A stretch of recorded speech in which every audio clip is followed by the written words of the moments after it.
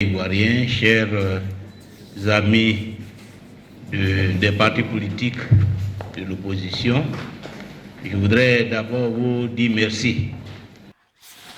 Salut, voilà, après la sortie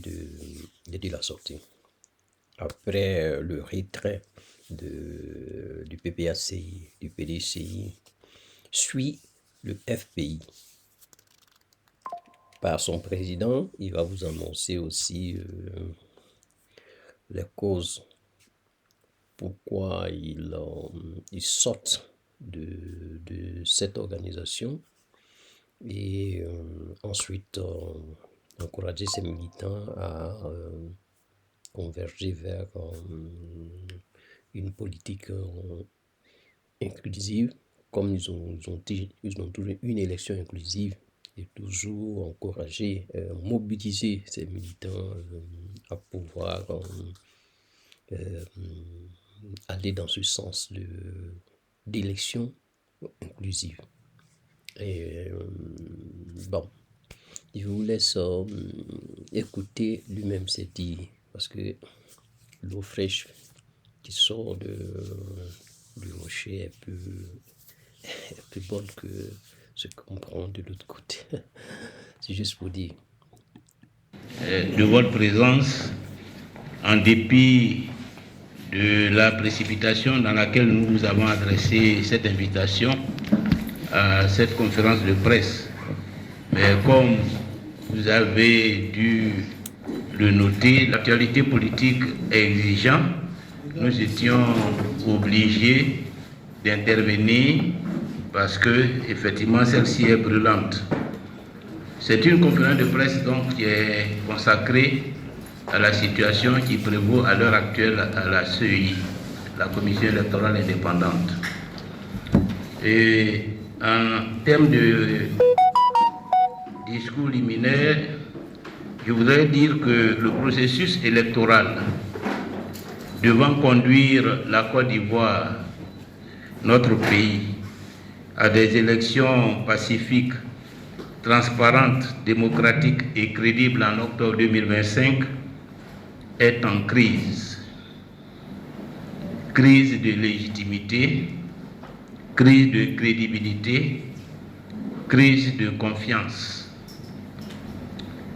Cette crise tridimensionnelle a été illustrée la semaine dernière par la décision du PPACI d'une part et du PDCI-RDA d'autre part de retirer leur confiance à la Commission électorale indépendante. Ces deux partis ont été suivis hier, mercredi 16 avril 2025, par deux sorties. Celle du parti au pouvoir dans le cadre de ses rendez-vous hebdomadaires avec la presse et celle du président de la Commission électorale indépendante dans une rencontre qu'il a organisée avec les hommes de Dieu. La sortie du porte-parole du RHDP a été consacrée exclusivement à la situation qui prévaut à la CEI.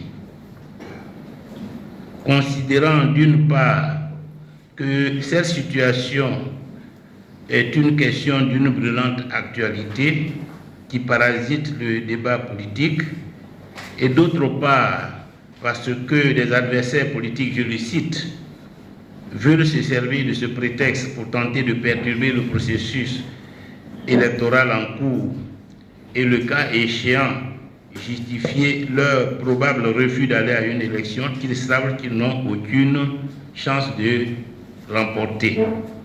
Voilà donc ce qui a justifié la sortie du porte-parole du RHDP.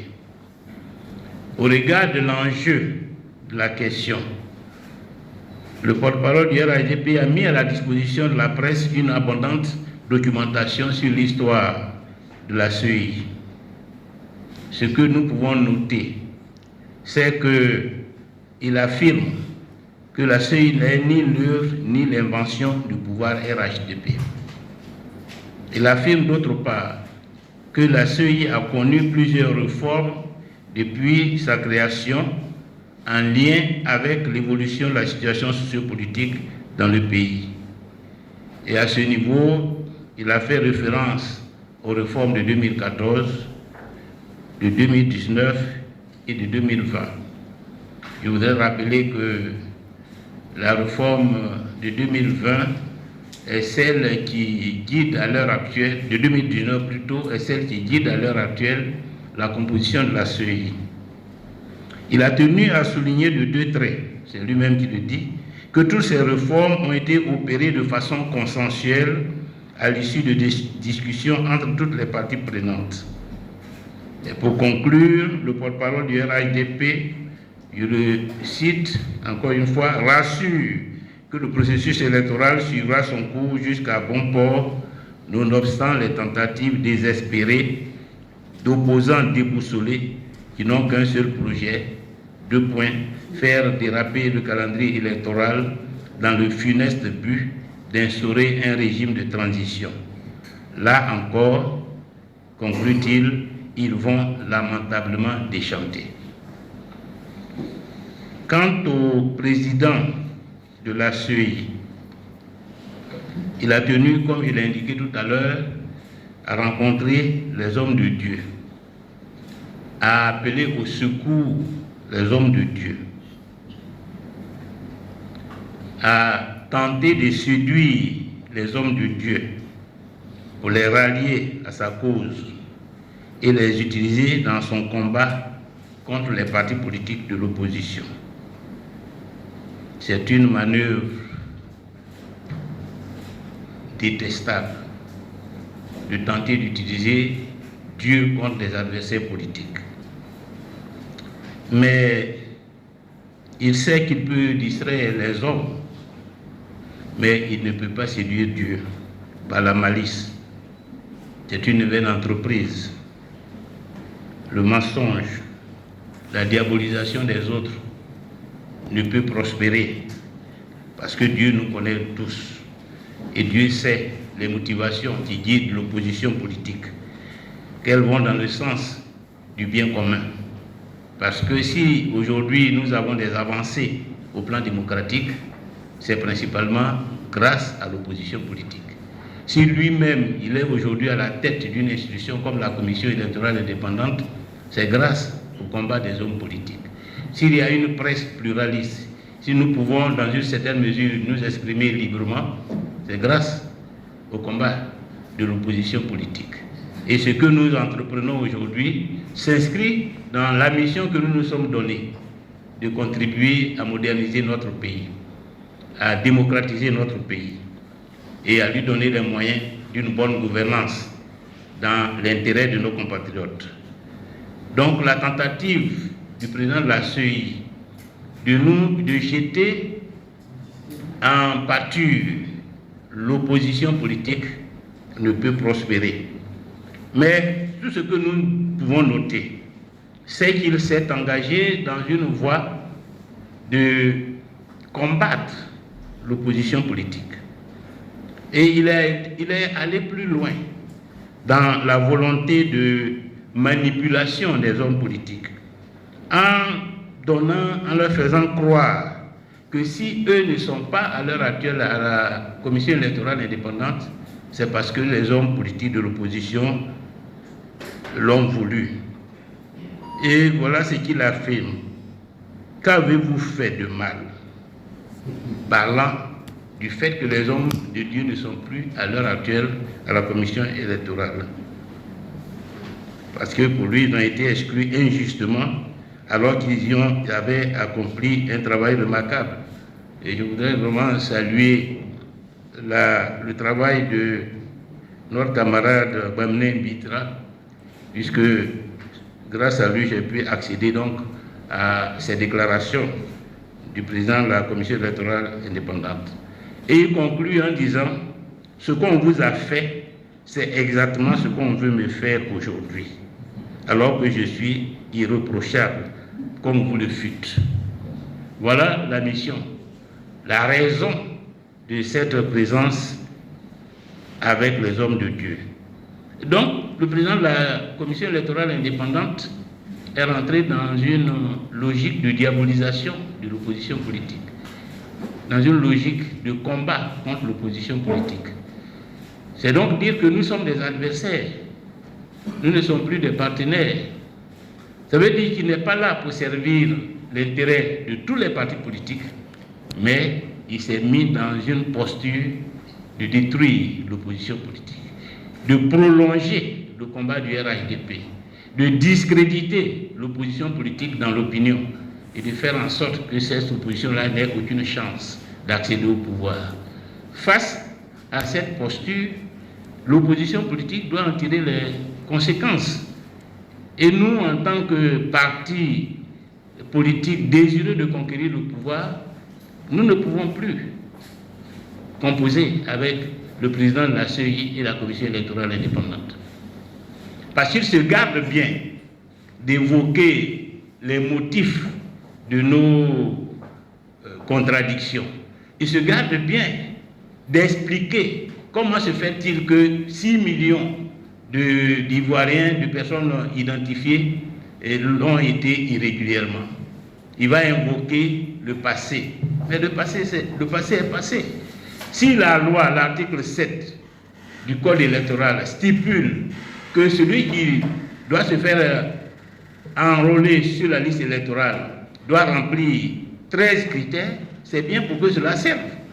Et si vous ne les remplissez pas, vous êtes en infraction.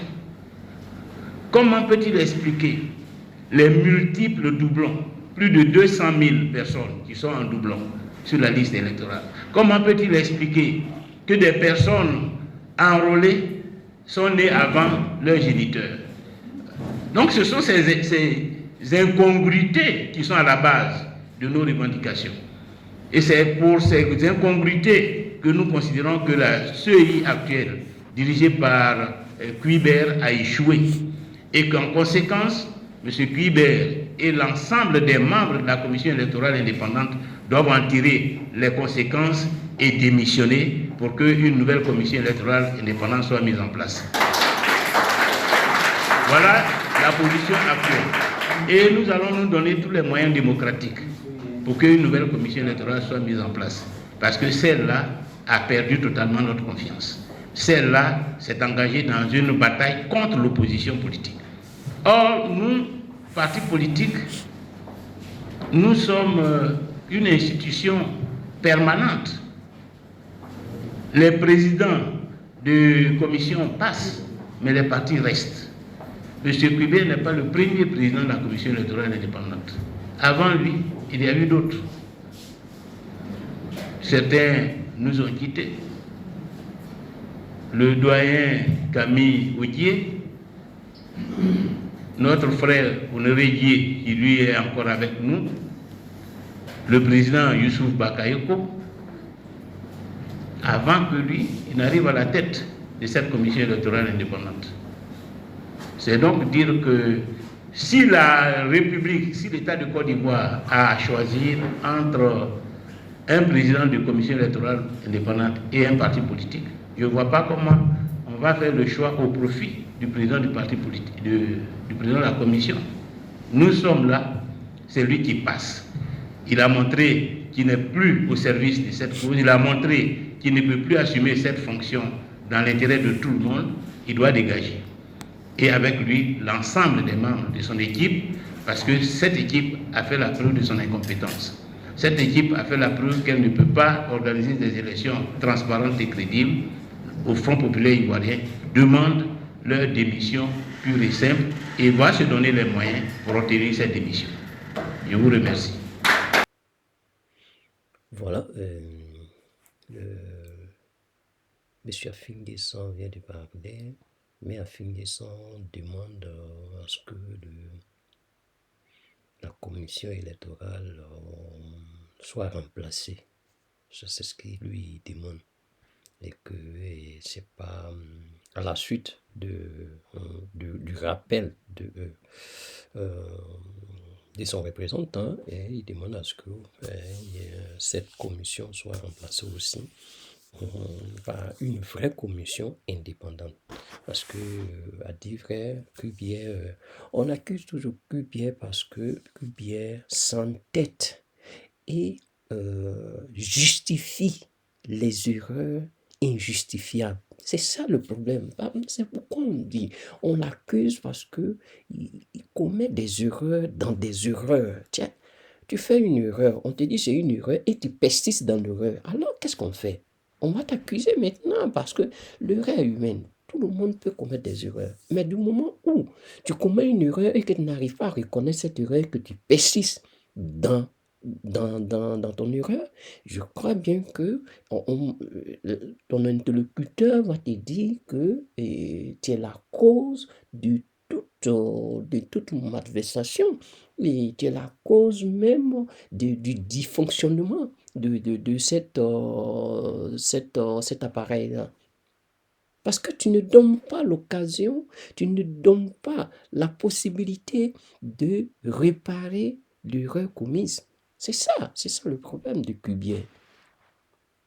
C'est ça le problème de Cubier. Sinon, tout ce qu'il avance comme argument, ça ne tient pas debout. Ça ne tient pas. Même des gens qui disent non, ils ont eu des imputations au bras. Il y a des gens qui ont, comment on appelle ça? Qui il allait vérifier. On dit non, monsieur Bernard, quoi là, il ne doit pas être sur la liste qu'on doit l'enlever. Il allait taper, il y a eu 17 qui sont sortis. Ok, il y a 17 qui sont sortis. Tu as 27 milliards pour pouvoir remédier à la liste. Tu as 27 milliards pour que tu fasses un bon travail. Alors, qu'est-ce que tu attends pour pouvoir régler ce problème? Donc, tu as eu 17 personnes qui portent le même nom. Ok. Donc, ça va. On peut laisser ça couler. On peut laisser ça dedans. On peut continuer dans ce sens. 17 personnes qui ont le même nom même